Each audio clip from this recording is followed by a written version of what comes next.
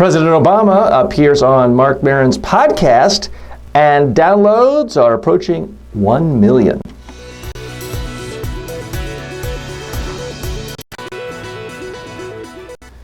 So within the last week, President Obama appeared on Marc Maron's WTF Podcast, and the podcast has been around for 5 years.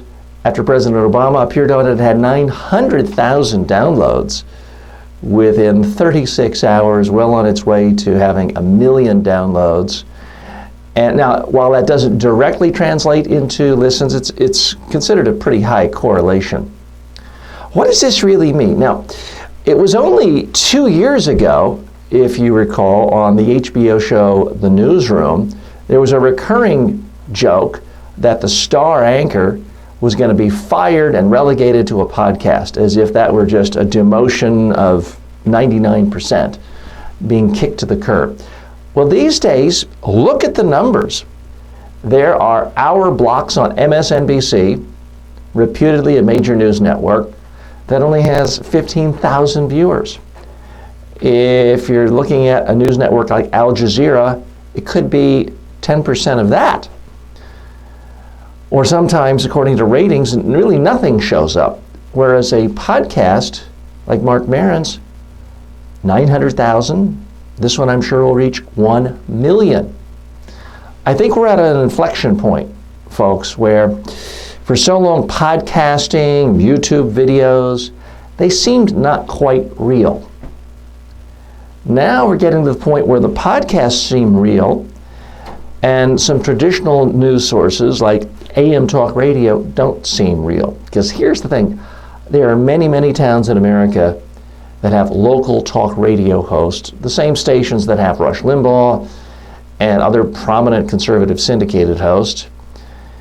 And they make money, they have advertising, but nothing shows up in the ratings. People aren't listening to a lot of these AM talk radio hosts. And yet they still do command attention from political figures. I think that's going to change.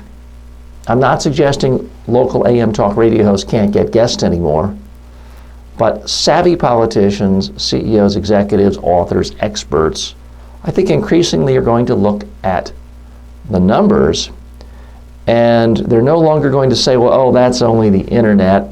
This is real. This is a real TV network. No. Politicians, CEOs, anyone promoting anything are looking for audiences. And they're looking to bond with a host who has a relationship with the audience. Marc Maron, and truth be told, I've only heard about 5 minutes of his show, although I have just recently subscribed to it. Marc Maron has a relationship with his audience. He's been with them week in and week out for 5 years. I suspect he's going to be with them forever, or until he passes on or has severe health problems, because it's his show. He owns his show. No one can fire him. There can be no corporate buyout. So he's in a position to simply build and build and build an audience, and to build his relationship with the audience. Increasingly, that's all that's going to matter.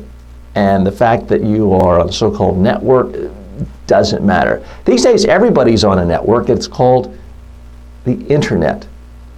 So if you're trying to reach people, you can't simply go by the old metrics of, oh, it has a 2 rating in this market, and there's 12, and so it's in 12 million households.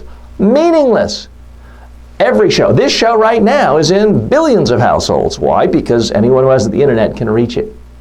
It's about who's actually listening to you and watching you. That's all that matters.